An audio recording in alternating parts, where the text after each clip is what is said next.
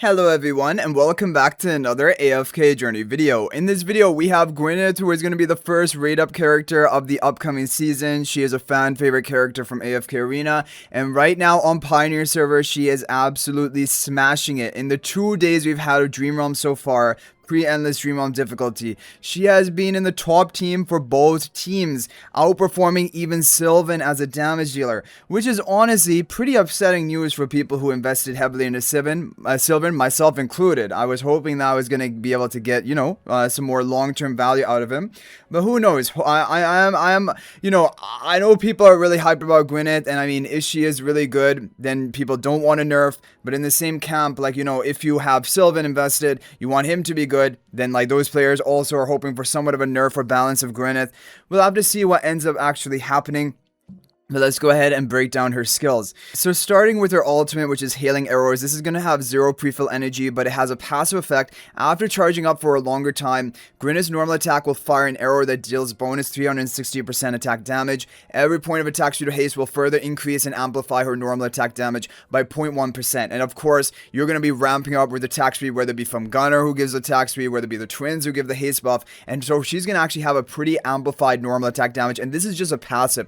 Now the active is going to be a bit of an immobilization skill. It will hit, select a tile, rain arrows over it, and all tiles within 2 tiles, so pretty decent sized radius, and it will immobilize enemies for 2 seconds who are hit in it. So if you're using her in PvP, obviously Dream Realm, it's not going to apply because a boss cannot be immobilized, and immobilization is not hard crowd control. This is a softer form of crowd control. Enemies are not able to move, but they can still use their skills, they can still normal attack, but it is a bit of crowd control. And for each wave of arrows, subsequent hits on the same target deal less damage, and this is going to be the damage at the maximum when the skill is used actively. So that is going to be her ultimate ability. The passive is really going to lend itself towards Dream Realm, really amplifying her normal attack damage and providing bonus damage on her normal attacks. Now the Fulgur arrow, this is going to be a 0-second cooldown. It is just a passive. So this is what you're really seeing about GWYNETH. Her kit is filled with passive effects on her normal attacks. GWYNETH's normal attack will follow a 3-attack cycle. Every 3rd attack is imbued with the power of lightning, silencing the target for 1 second, which has some PvP uses. It will deal also lightning splash damage to all enemies, which for Dream Realm, not really important because it's a single target enemy, but it's going to be basically bonus damage. And stunning affected enemies for 0.5 seconds. So this is the thing. It is going to hit multiple targets and stun them. And even though it's a 0.5 second, which is a very short duration stun, it basically interrupts enemies. And even Kallen's roar that he does, it has a very short duration of a stun, but it interrupts them. It causes them to retarget, prioritize who are their aggro, and then also it interrupts them if they have any casting skill. And so this is a strong effect, and again, it's going to be a pretty wide radius because it deals damage to all enemies within 2 tiles of the target and stunning them. And you're going to have this bonus lightning splash damage. So now she's also going to be good in PvP. This is the thing. You think maybe only Dream Realm related because she's a normal attacker, but now her normal attacks, every 3rd one is going to be imbued with this stunning effect, this damage splash damage effect, and even silencing the specific target which she's locked onto, which is very valuable for PvP. So already GWYNETH is shaping up to be a very strong normal attacking based hero. Now next up is Flare Arrow. So again, this is going to be a 0-second cooldown, basically almost like a passive, even though it's not called a passive. The second attack in GWYNETH's normal attack cycle is imbued with the power of fire. So your 3rd attack is a lightning, and your 2nd attack is imbued with the power of fire. It deals 550% attack multiplier damage and burns the target, causing them to take 20% attack multiplier damage every 0.25 seconds for 4 seconds. This is not HP loss damage, so she's not going to be Dream Realm. For Endless, we're talking about. She is Dream Realm for pre-Endless, so let's make that very clear. But for Endless difficulty, where you need HP loss damage dealers, this is not HP loss damage. They're just going to be taking this amount of damage for that. But for PvP, of course, that is great. While Burn, the target has a vitality reduced by 40, and vitality reduction is very powerful. Basically, it counters stall teams, healing related teams, shielding, and all of that. And this is a huge multiplier, guys. 550%, and then also this damage over time. That is very strong.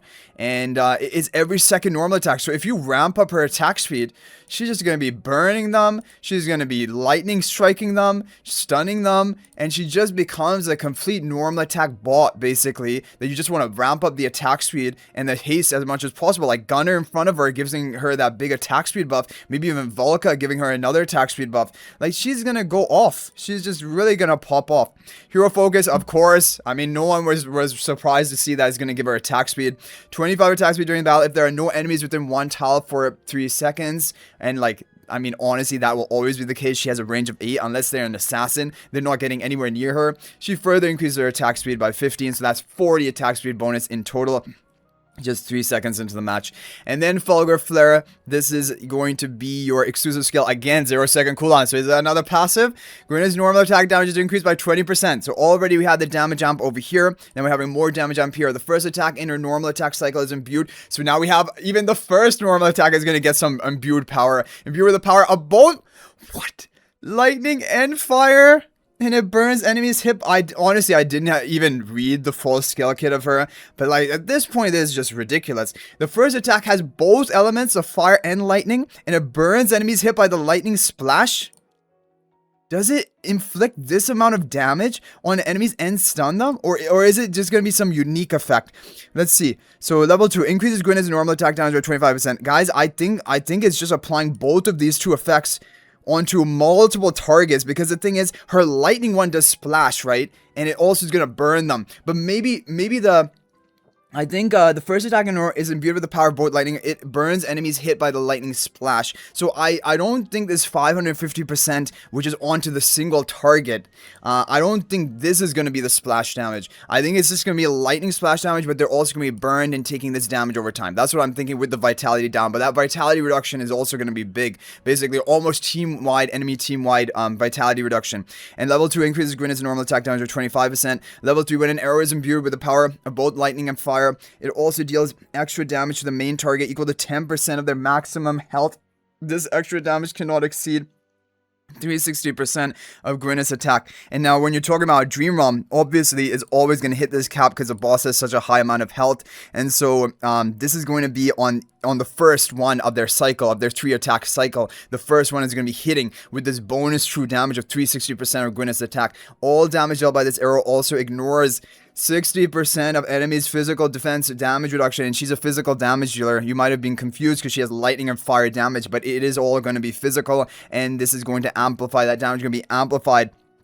Obviously, the non-true damage portion, the true damage portion doesn't care about physical defense reduction, but physical defense, yeah, it is going to be useful for the other elements of her damage. It also ignores 4% of all other damage taken reduction effects against bosses, or 12% against non-bosses. Now, this is also going to be strong because, so, I mean, these percentages seem to be low. For PvP, it's 12%. For bosses, it's only 4%. Now, damage taken reduction effects, basically, this is what bosses have, and this is why when you move on to endless difficulty, you need to have HP loss damage, because any other form of damage is just not effective enough, because the damage reduction has scaled to such a high level. Now she's gonna ignore 4% of that, which I don't think, like, from the number, it doesn't sound like it's gonna be huge or like a majorly game-changing thing, but obviously it is gonna contribute to extra damage. Now we have level 4 plus 15 exclusive equipment, increases Gwyneth's normal attack damage by 30%, and because she's a damage dealer, she's already proven to be meta for Dream Realm. If you're going to build her, you're going to max out on exclusive equipment, let's face it, all the way to plus 25, because she's a damage dealer, and you're going to get this 30% amplified normal attack damage, and all of her skills just serve to amplify her normal attack damage. And I believe that this normal attack damage amplification is going to apply to all of these effects as well, because these are all basically just imbuing, empowering her normal attacks. Now, when you enhance her with the new exclusive equipment system, you get her to exclusive equipment plus 2. In rivalry mode, each normal attack increases attack speed by 2 and normal attack damage by 1% up to 10 stacks. So in total, that is going to be 20 attack speed, and that is going to be 10% amplified normal attack damage, which is big. And PvP already, you might be thinking, well, is she going to be good enough for PvP? The thing is, she's just, each one of her normal attacks basically has an enhanced effect, either stunning enemies, vitality reducing enemies, massively nuking enemies. And so, like, if you protect her with like a gunner on her on the tile, she's not going to be killable. She's going to be invincible, right? And like, Gwyneth is gonna pop off. So like even in PvP, she's gonna be a beast, and this is gonna be a priority for you to be getting. And then the level 4 effect will be in PvP and rivalry mode. She's also gonna gain a bonus 20 attack speed and 20 crit damage boost. Just free stats for rivalry only PvP content. These should not at all be applying to Dream On, by the way. Currently how things stand. Okay, finally we have the Supreme Plus Enhanced Force. If there are no enemies within 1 tile for 3 seconds, which is already like the criteria that you needed for her hero focus to activate, then Gwyneth focuses her aim, reducing the interval between her normal attacks by 40%. So it's just like, you know what? All I do is normal attack. All of my damage and utility comes from normal attack. How about we just cast them 40% more quickly? 40% more frequently?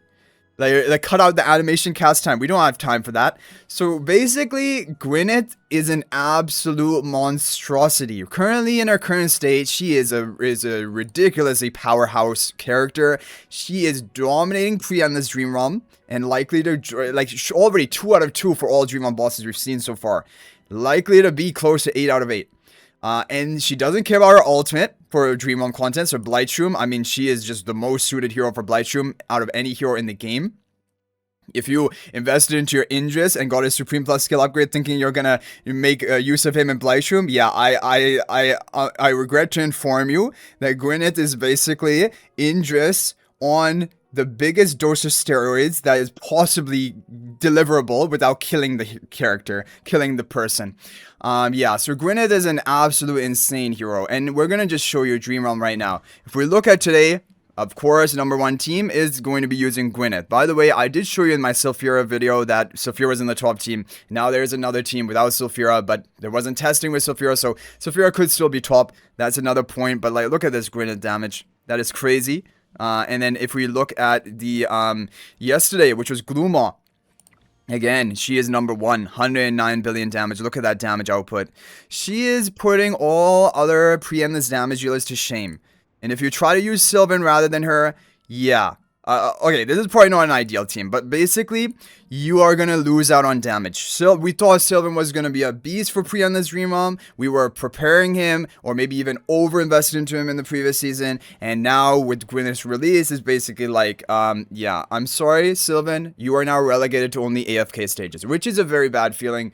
Honestly, it's something which I'm upset about. I fully crowned him. I didn't even have to crown him. If I would have known it was going to be like this, I would have even had to crown him.